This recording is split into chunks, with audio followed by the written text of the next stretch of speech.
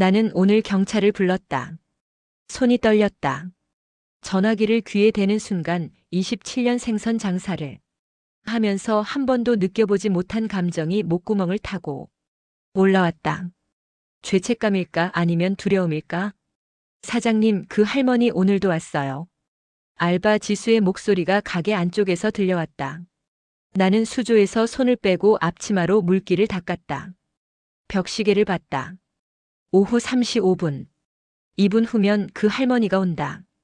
정확히 3시 7분에 인천 연안부두였다. 바닷바람이 비린내와 소금기를 실어 날랐다.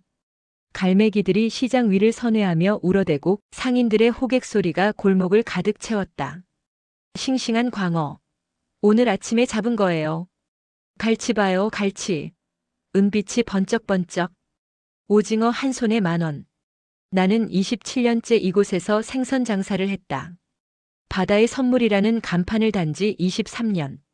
그 전 4년은 아버지 가게에서 일했으니 이 시장의 모든 골목, 모든 상인, 모든 손님의 얼굴이 내 머릿속에 지도처럼 그려져 있었다. 손님 얼굴만 봐도 안다. 오늘 무슨 일이 있는지, 잔칫집인지 제삿날인지 아니면 그냥 혼자 먹을 반찬거리를 사러 온 건지, 눈빛을 보면 얼마나 고민하다 왔는지, 지갑 사정이 어떤지 보인다. 손의 움직임을 보면 급한 사람인지 꼼꼼한 사람인지 알 수 있다. 나는 그걸 장사꾼의 감이라고 불렀다. 27년 동안 단 한 번도 빗나간 적이 없는 감. 때로는 손님이 입을 열기도 전에 오늘은 갈치죠? 라고 먼저 물을 때도 있었다. 손님들은 신기해하며 사장님 어떻게 알았어요? 라고 물었다. 나는 그저 웃으며 오래 하다 보니까요 라고 대답했다. 하지만 그 감이 무너진 날이 있었다. 그날부터였다. 10월 3일 첫 만남. 사장님 손님이요. 오후 3시 7분. 지수가 수조를 정리하다 말고 입구 쪽을 가리켰다. 나는 고개를 들었다. 할머니 한 분이 문 앞에 서 계셨다. 아니, 서 있다기보다는 멈춰 있다는 표현이 맞을 것 같았다. 마치 오랜 시간 그 자리에 뿌리를 내린 나무처럼. 벽시계의 초침이 똑똑똑 소리를 내며 움직였다. 할머니는 낡은 누런 패딩을 입고 있었다. 어깨 부분이 색이 발해 있었고 소매 끝은 실밥이 풀려 있었다. 발에는 발뒤꿈치가 달아 속살이 보이는 하얀 운동화. 바람이 불면 몸이 날아갈 것처럼 말라 있었다. 할머니의 뒤에는 낡은 리어카가 있었다. 바퀴 하나가 삐걱거렸다. 어서 오세요. 나는 습관처럼 인사를 했다. 할머니는 수조를 보지 않았다. 가격표도 보지 않았다. 메뉴판도 오늘의 추천도 보지 않았다.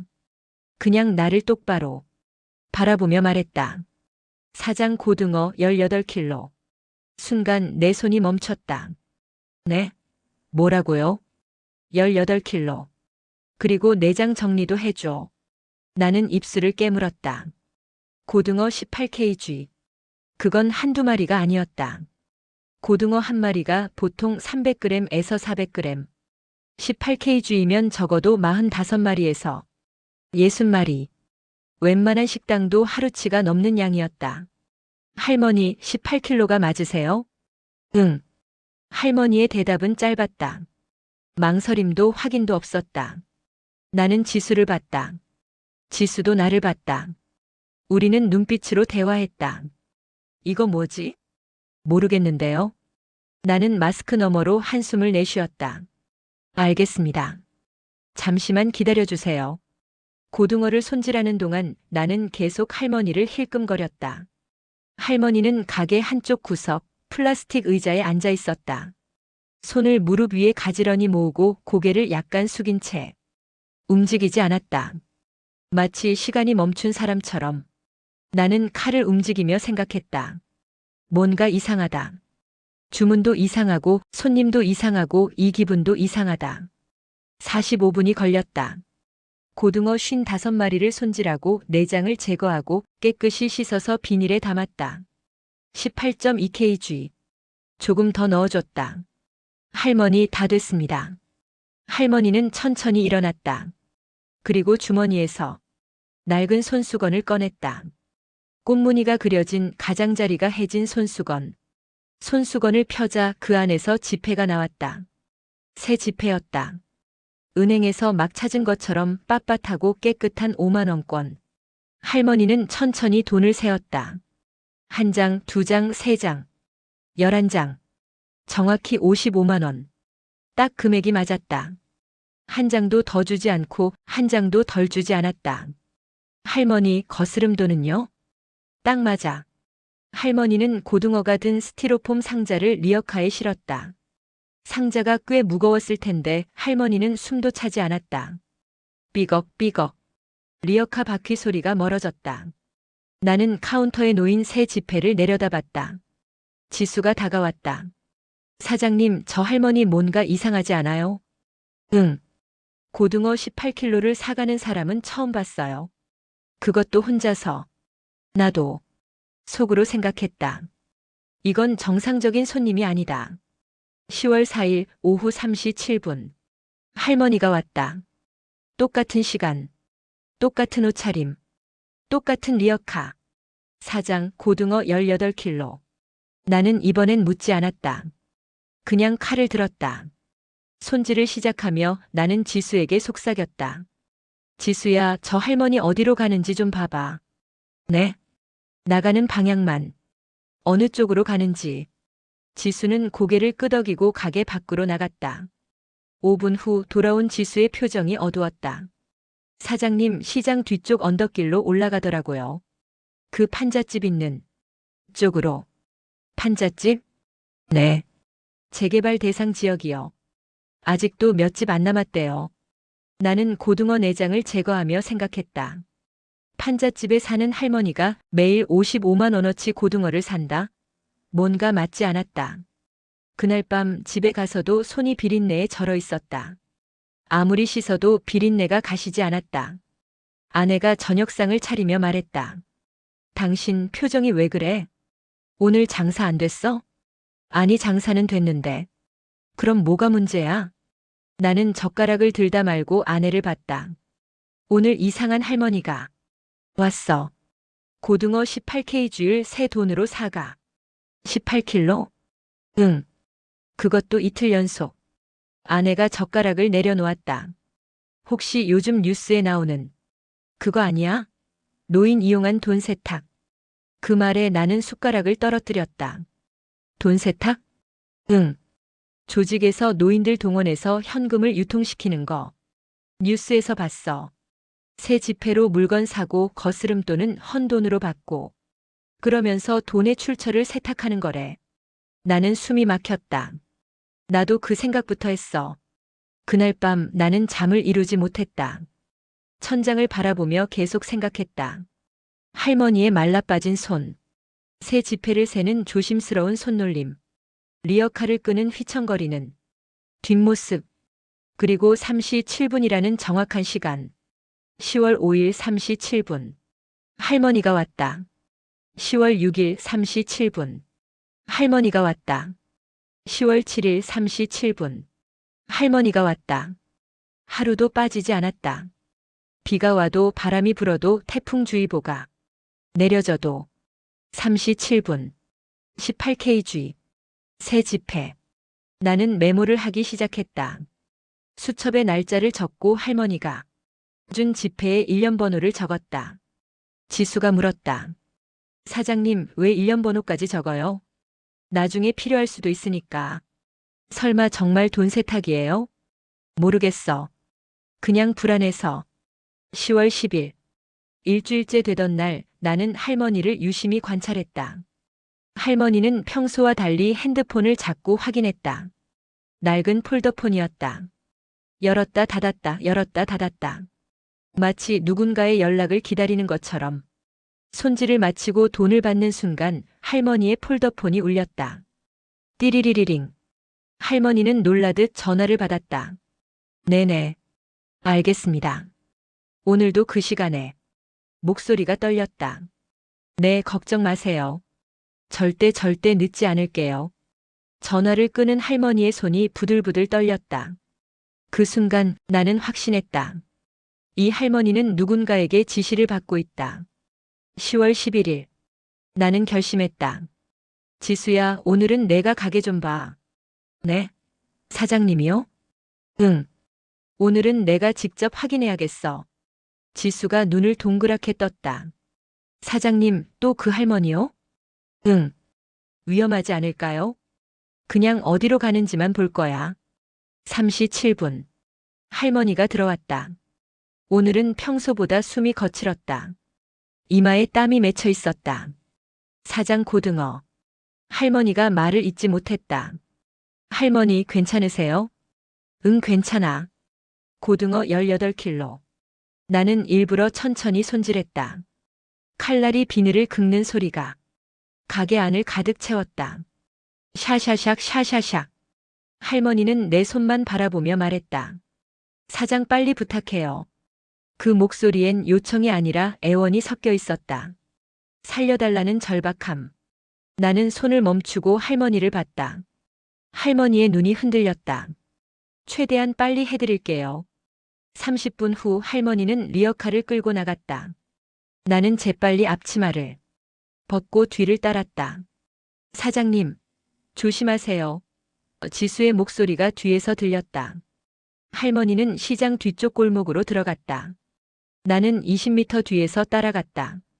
할머니는 2번 멈춰 뒤를 돌아봤다. 나는 재빨리 전봇대 뒤로 숨었다. 심장이 뱃속에서 굴러다녔다. 쿵, 쿵, 쿵. 골목을 돌고 언덕을 오르자 낡은 판잣집들이 나타났다. 대부분 비어 있었다. 재개발이 예정되어 있어서 사람들이 하나둘 떠난 동네. 할머니는 그중 가장 끝에 있는 집으로 들어갔다. 낡은 함석 지붕. 벽은 합판으로 대충 덧댄 흔적. 문짝은 삐걱거렸다. 그런데 내 눈이 멈췄다. 그 작은 마당에 새 냉동 창고가 하나 있었다. 그것도 업소용. 적어도 500리터급은 되어 보였다. 그리고 스테인리스 업소용. 냉장고가 2대. 판잣집과 너무 안 어울렸다. 마치 허름한 웅막 옆에 벤츠가 주차되어 있는 것 같은 위화감. 나는 담장 너머로 몸을 숨기고 지켜봤다. 할머니는 리어카에서 고등어 상자를 내렸다. 그리고 냉동창고. 문을 열었다. 문 안은 텅 비어 있었다.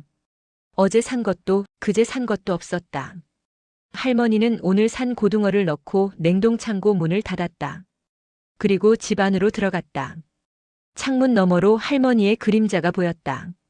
책상 앞에 앉아 무언가를 적고 있었다.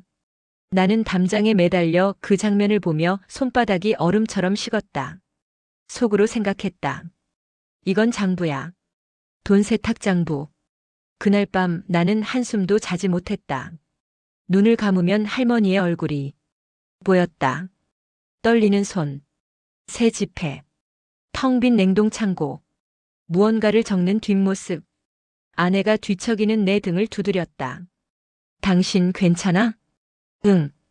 거짓말. 뭔가 있잖아. 나는 한숨을 내쉬었다. 그 할머니 오늘 따라가 봤어. 뭐? 아내가 벌떡 일어나 앉았다. 판잣집에 사는데 새 냉동창고가 있더라. 업소용으로. 그게 이상한 거야?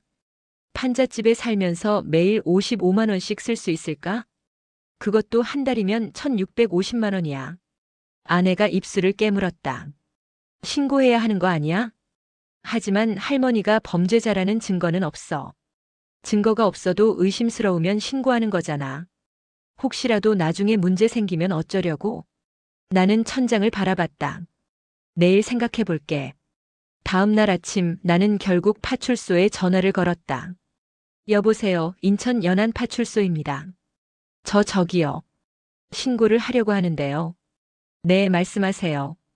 제가 생선 장사를 하는데 매일 이상한 할머니가 와요. 어떻게 이상한데요? 매일 정확히 오후 3시 7분에 와서 고등어 18kg를 사가요. 새 지폐로요. 새 지폐요? 네. 은행에서 막 찾은 것 같은 그리고 판잣집에 사는데 업소용. 냉동 창고가 있어요. 전화기 너머로 타자 치는 소리가 들렸다. 신고자분 성함이랑 연락처 좀 알려주시겠어요? 김대수입니다. 10만 1234에 4567. 알겠습니다. 내일 담당자가 연락드리겠습니다. 10월 13일 오전. 파출소에서 전화가 왔다. 김대수 씨 맞으시죠? 한도윤 순경입니다. 어제 신고하신 건으로 연락드렸어요. 아, 네. 오늘 제가 직접 가서 확인해 보겠습니다. 그 할머니가 보통 몇 시에 온다고 하셨죠? 3시 7분입니다.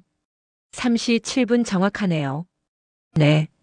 단 한 번도 안 어긋났어요. 알겠습니다. 오늘 제가 가서 지켜보겠습니다. 오후 2시 50분. 젊은 순경 한 명이 가게로 왔다. 이름표엔 한도윤이라고 적혀 있었다. 김대수 씨시죠? 네. 저 맞은편 분식집에서 지켜볼게요. 자연스럽게 행동하세요. 도윤 순경은 맞은편 분식집으로 갔다. 신문을 펼치고 앉았다. 나는 평소처럼 수조를 정리했다. 하지만 손이 떨렸다. 3시 7분. 문이 열렸다. 할머니가 들어왔다. 할머니는 평소와 똑같았다. 낡은 패딩, 헌 운동화, 삐걱거리는 리어카. 사장 고등어 18kg. 네, 할머니. 나는 고등어를 손질하기 시작했다. 칼을 쥔 손에 땀이 났다. 분식집 쪽을 슬쩍 봤다. 도윤 순경이 신문 너머로 할머니를 관찰하고 있었다. 할머니는 오늘도 핸드폰을 계속 확인했다. 폴더폰을 열었다 닫았다 열었다 닫았다. 그러다 전화가 울렸다. 띠리리링. 네, 알겠습니다. 오늘도 네. 할머니의 목소리가 떨렸다. 전화를 끊고 할머니는 나를 봤다. 사장님 빨리 좀 부탁드려요. 네, 최대한 빨리 해드릴게요. 30분 후. 할머니는 리어카를 끌고 나갔다. 도윤 순경이 가게로 들어왔다. 김씨, 저분 뭔가 이상합니다. 그죠? 전화 받는 태도가 지시를 받는 사람 같아요. 그리고 손이 계속 떨렸어요. 저도 봤어요. 도윤 순경이 수첩을 꺼냈다. 일단 며칠 더 지켜봐야 할 것 같습니다. 패턴을 확인해야 해요. 얼마나 더요? 일주일 정도. 그리고 혹시 그 판잣집 위치 아세요? 네, 알아요. 내일 같이 가보시겠어요? 나는 고개를 끄덕였다. 10월 14일 오후 4시. 도윤 순경과 나는 할머니의 판잣집 근처에 있었다. 언덕 위 낡은 판잣집들 사이. 저기에요. 나는 가장 끝에 있는 집을 가리켰다. 도윤 순경이 쌍안경을 들었다. 냉동창고 확실히 있네요. 저건 최소 500리터급인데. 이상하죠? 네. 판잣집에 어울리지 않는 물건이에요. 우리는 30분간 지켜봤다. 할머니는 집안에서 나오지 않았다. 김씨, 혹시 저 냉동창고 안에 뭐가 있는지 확인해 본 적 있어요? 못 봤어요. 그냥 문 열고 고등어 넣는 것만 봤어요. 고등어만요? 네. 도윤 순경이 턱을 만졌다. 매일 18kg씩 넣으면 일주일이면 126kg. 한 달이면 540kg. 그게 다 어디로 가는 걸까요? 그게 문제죠. 10월 15일. 할머니는 오늘도 왔다. 그런데 오늘은 리어카 위에 뭔가 더 실려 있었다. 업소용 아이스박스. 스티커가 붙어 있었다. 정육점. 내 눈이 커졌다.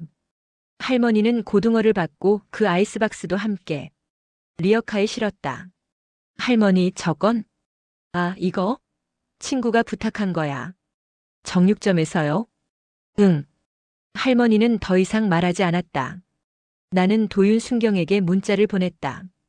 오늘 정육점 박스도 가지고 갔습니다. 답장이 왔다. 알겠습니다. 시장 내 정육점 확인해 보겠습니다. 다음 날 도윤 순경이 가게로 왔다. 김씨, 큰일입니다. 왜요?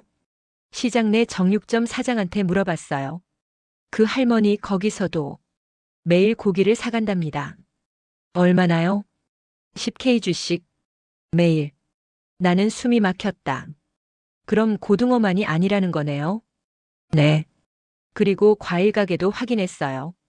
거기서도 매일 과일을 사간답니다. 20kg씩. 이게 뭐죠? 도윤 순경이 심각한 표정으로 말했다. 조직적인 겁니다. 여러 가게를 돌면서 물건을 사고 새 돈으로 결제하고. 이건 전형적인 돈 세탁 패턴이에요. 그때부터 내 몸이 쪼그라들기 시작했다. 내 마음속에서 뭔가가 자꾸 쿵 하고 떨어졌다. 도윤순경은 본서에 보고했다. 며칠 후 형사 2명이 시장에 왔다. 김대수 씨죠? 박준호 형사입니다. 네. 그 할머니 건으로 왔어요. 한도윤 순경한테 보고받았습니다. 우리는 가게 뒤편 작은 사무실에 모였다. 박준호 형사가 노트북을 열었다. 최근 이 지역에서 유사한 사례가 몇 건 있었습니다. 노인들을 이용한 돈 세탁 조직이 활동하고 있어요. 정말요? 네.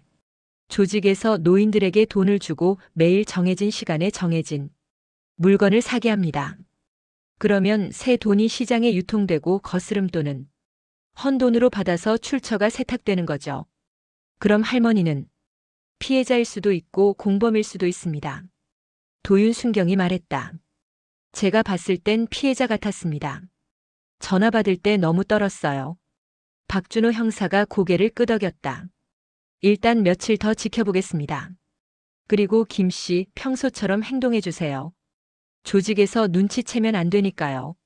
네, 알겠습니다. 열흘째 되던 날, 나는 더 이상 지켜만 볼 수 없었다. 도윤순경에게 전화했다.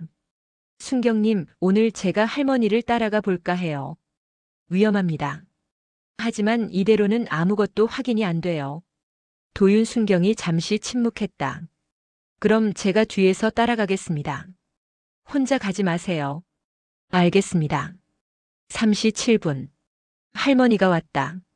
오늘은 평소보다 더 힘들어 보였다. 숨을 헐떡이며 들어왔다.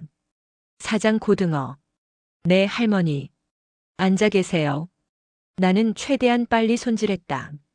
25분 만에 끝냈다. 할머니는 돈을 주고 리어카를 끌고 나갔다. 나는 앞치마를 벗고 뒤를 따랐다. 뒤에서 도윤순경도 따라왔다. 할머니가 판잣집에 도착했을 때 거기에 이미 누군가가 있었다. 검은 승용차. 차 안에서 남자 2명이 내렸다. 양복을 입은 건장한 체격의 남자들. 내 심장이 쿵 내려앉았다. 조직원이다. 남자 하나가 할머니에게 다가갔다. 오늘도 수고하셨습니다. 공손한 말투. 하지만 눈빛은 차가웠다. 할머니가 고개를 숙였다. 네. 내일도 같은 시간에. 네. 남자들은 리어카에서 박스 몇 개를 확인하고는 차에 실었다. 그리고 할머니에게 봉투 하나를 건넸다. 할머니는 그걸 받아 주머니에 넣었다. 차가 떠났다. 나는 도윤순경 쪽을 봤다. 도윤순경이 핸드폰으로 차량 번호를 찍고 있었다. 남자들이 떠난 후 할머니는 리어카에서 오늘 산 고등어를 꺼냈다. 냉동창고 문을 열었다. 나는 망설이다가 담장을 넘었다. 할머니. 할머니가 놀라 돌아봤다. 누구세요? 저 생선 가게 사장입니다. 할머니의 얼굴이 하얗게 질렸다. 왜 여기까지? 할머니, 지금 무슨 일에 휘말린 거예요? 할머니가 뒤로 물러섰다. 가세요. 여기 오면 안 돼요. 하지만 그때 도윤순경이 나타났다. 경찰입니다. 할머니가 주저앉았다. 아, 우리는 할머니를 의자에 앉혔다. 도윤순경이 물었다. 할머니, 그 남자들이 누구예요? 할머니는 고개를 저었다. 모릅니다. 모른다고요?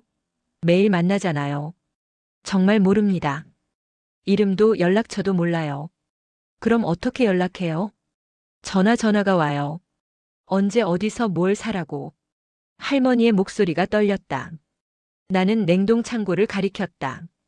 할머니, 저 안에 뭐가 있어요? 대답해 주세요. 할머니가 입술을 깨물었다. 아무것도 없어요. 없다고요? 매일 18K 주씩 넣는데요. 다 가져갔어요. 그 사람들이. 도윤순경이 냉동창고 문을 열었다. 정말로 텅 비어 있었다. 언제 가져가요? 밤에 제가 자는 사이에. 도윤순경이 집안을 살폈다. 작은 방 하나, 부엌, 화장실, 그리고 책상 위에 공책 한 권. 도윤순경이 공책을 펼쳤다. 날짜와 품목이 적혀 있었다. 10월 3일 고등어 18kg, 10월 4일 고등어 18kg, 10월 5일 고등어 18kg. 매일의 기록. 그리고 메모. 늦으면 안 됨. 정확한 시간. 새 돈으로. 도윤순경이 물었다.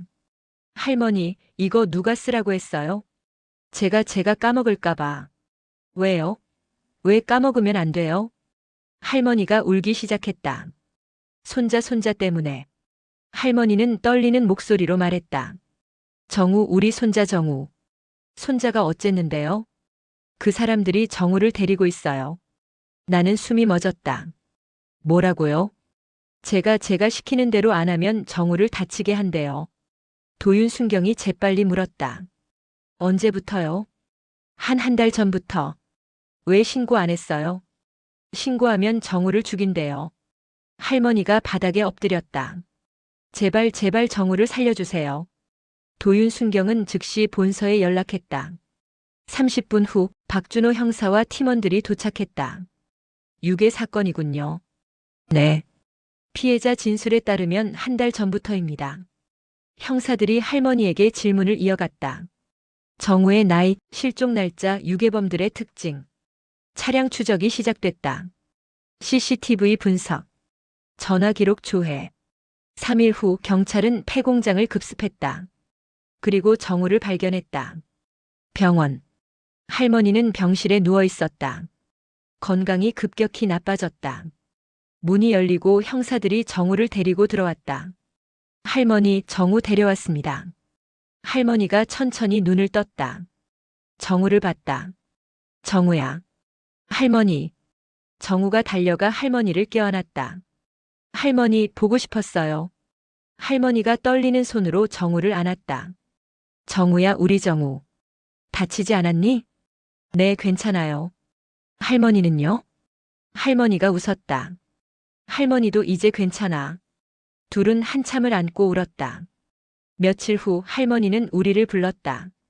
제가 보여드릴 게 있어요. 할머니가 침대 옆 서랍을 열었다. 다른 공책 하나를 꺼냈다. 이게 제 진짜 계획이었어요.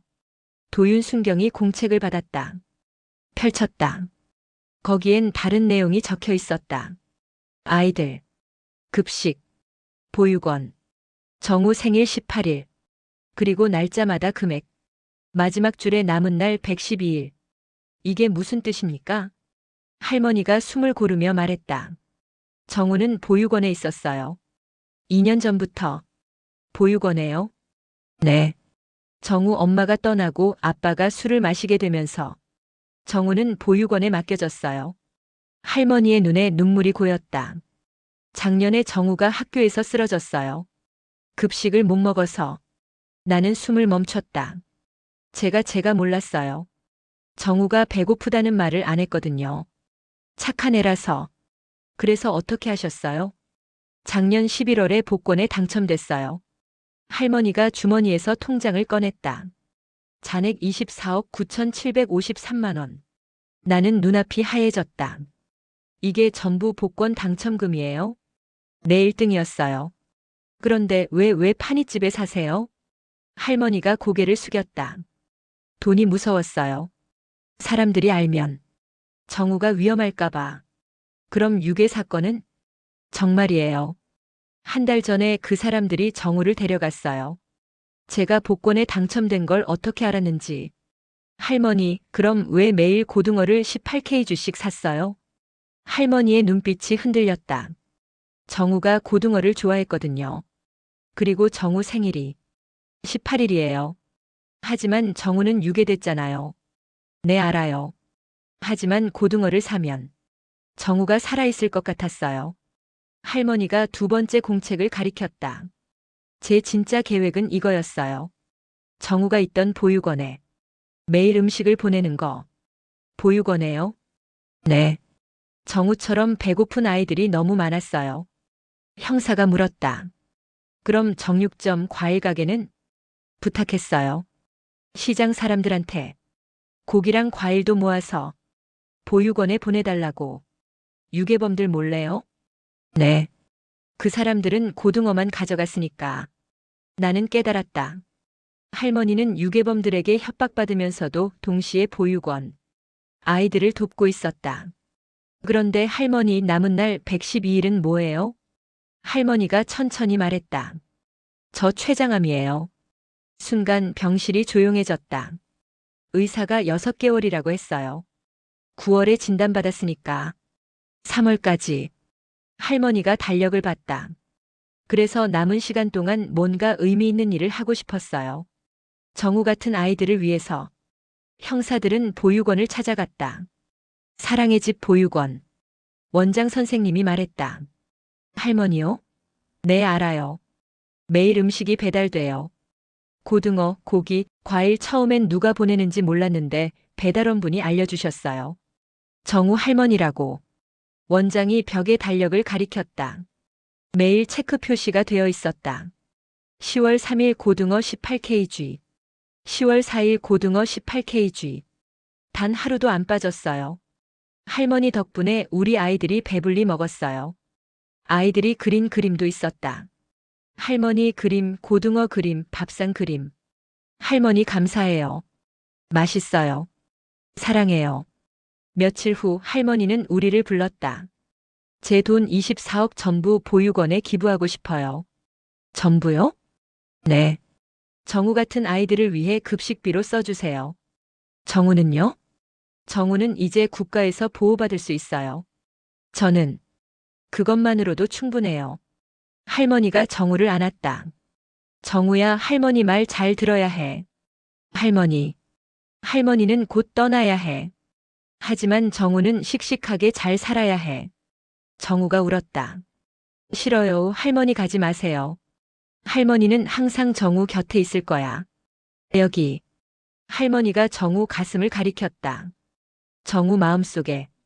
그날 밤 나는 시장 상인들을 모았다. 할머니가 돌아가실 것 같습니다. 모두가 고개를 숙였다. 하지만 할머니가 시작하신 일 우리가 이어가면 어떨까요? 정육점 사장이 손을 들었다. 저도 동의합니다. 매주 고기를 원가로 제공하겠습니다. 과일가게 아주머니, 분식집 주인도 동참했다. 나도 말했다. 저는 고등어를 매일 18kg씩 보내겠습니다. 우리는 시장 한 구석에 작은 공간을 마련했다. 할머니의 냉동 창고를 옮겨왔다. 그리고 간판을 달았다. 정우의 밥상. 12월 15일. 할머니는 마지막 숨을 거두었다. 병실에는 정우, 나, 도윤순경 형사들이 있었다. 할머니는 정우의 손을 잡고 말했다. 정우야, 고등어 많이 먹어야 해. 네, 할머니. 할머니가 보낸 거 다 먹어야 해. 네, 먹을게요. 할머니 사랑해. 저도 사랑해요, 할머니. 할머니가 눈을 감았다. 조용히. 평화롭게. 장례식엔 상주가 없었다. 정우는 너무 어렸고 다른 가족은 없었다. 하지만 사람은 많았다. 보육원 아이들 30명. 급식소 봉사자들. 시장 상인들. 나도 절을 했다. 할머니 저를 깨우쳐 주셔서 감사합니다.